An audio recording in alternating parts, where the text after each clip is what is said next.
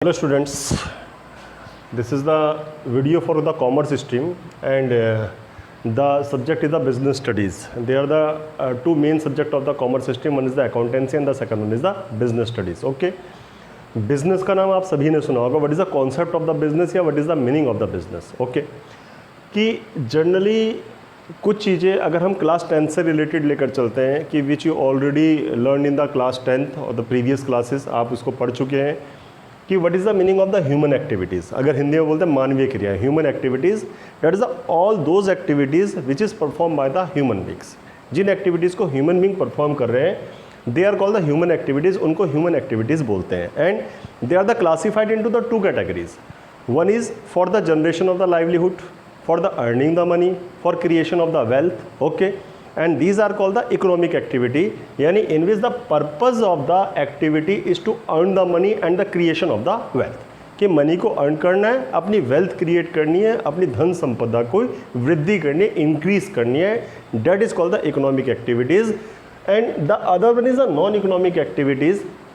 Non-economic activities, it is just for the psychological satisfaction, nothing other than it is a psychological satisfaction, for the charity purpose, for the social satisfaction, and there is no involvement of the money. Okay, no creation of the wealth and no involvement of the money, just for the psychological, personal or social satisfaction or the social services. These are called the non-economic activities. Okay, now for earning the money, that is the economic activities. For earning the money, for generating the livelihood, for the creation of the wealth.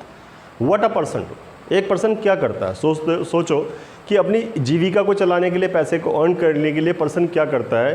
तो जो activities perform करता है, economic activities perform करता है, we classified into the three categories. One is the business, the second one is the profession and the third one is the employment. Okay, तो तीन चीज़ perform करता है. Either the person involve in the business, he is a businessman. Okay, और the person is a professional. Okay, he is a expert in a particular field, is a professional. And the last one is the employment, that is a working for the others in any of the organization और any institute और in the company under the government. All these are the employment. Okay, तो we further हम तीनों चीज़ को अलग अलग लेकर चलेंगे, but in the today topic we just talking about the business. Okay, what is the meaning of the business?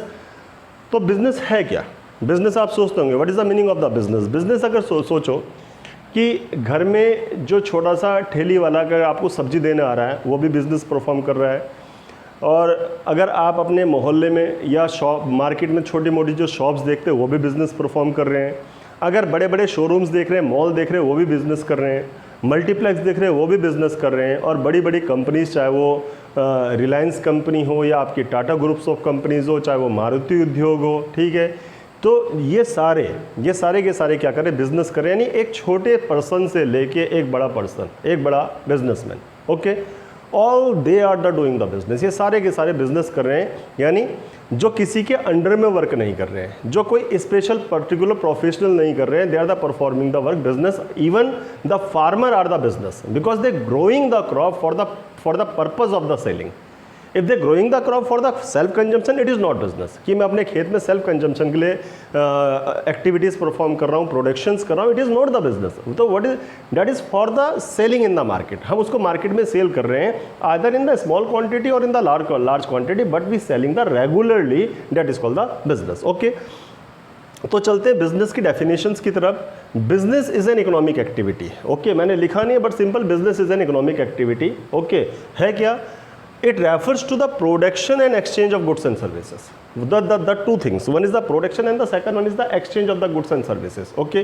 For example, कि हम राइस परचेस करने या वीट परचेस करने के लिए मार्केट गए, तो मार्केट से हमने उसको परचेस किया.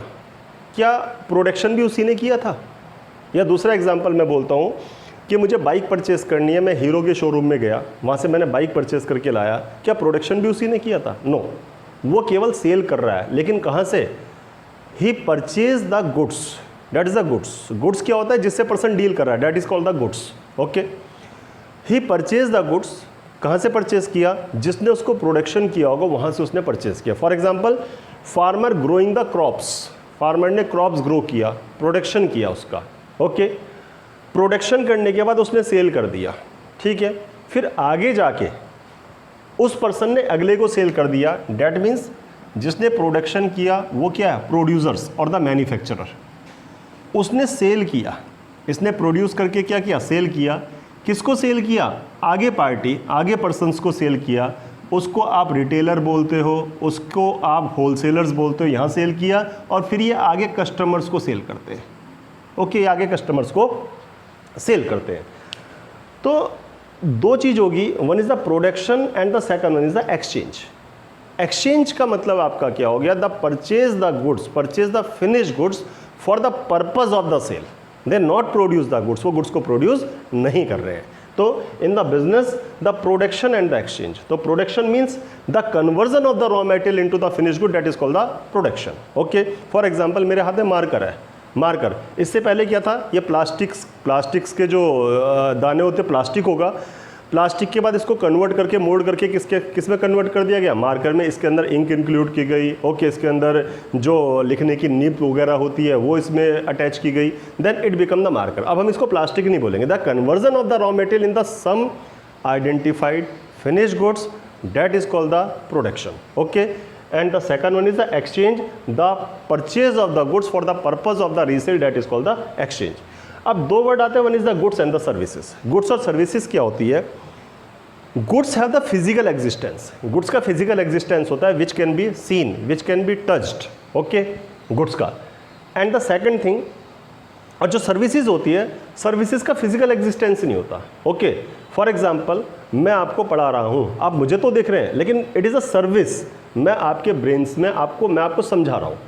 You get the knowledge from by watching my video देख के you get the knowledge, that is a services, यानी मैं आपको सर्विसेज प्रोवाइड कर रहा हूँ। बैंक आपको सर्विसेज प्रोवाइड करता है, लॉयर्स आपको सर्विसेज प्रोवाइड करते हैं। ओके, तो it refers to the production and the exchange of the goods and services.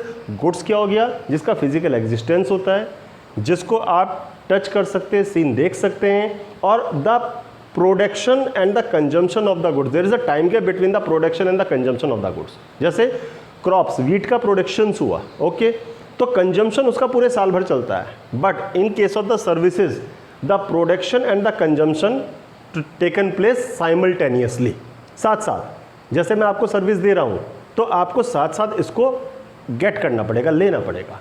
आपको बैंक सर्विसेज प्रोवाइड करा, आपको ट्रांसपोर्टेशन दे रहा है, रेल आपको लेकर जा रही है, रेल आपको लेकर जा रही है एक जगह से दूसरी जगह, वो आपको सर्विसेज प्रोवाइड कर रही है। तो it refers to the production and exchange of the goods and services with the objective of earning profit. The main objective, because it is an economic activities in which we earn the money, we create the wealth. It is the basis of a livelihood of the business and the businessman family. That's why in the business there is an essential element, it is a profit. Without the profit, it is a non-economic activity. It is a charity, it is a donation, it is a social services. So the objective, the profit objective must be an essential element in every business. Okay, so this is the definition of the business. In the next video we will going to further profession the employments. Okay, thank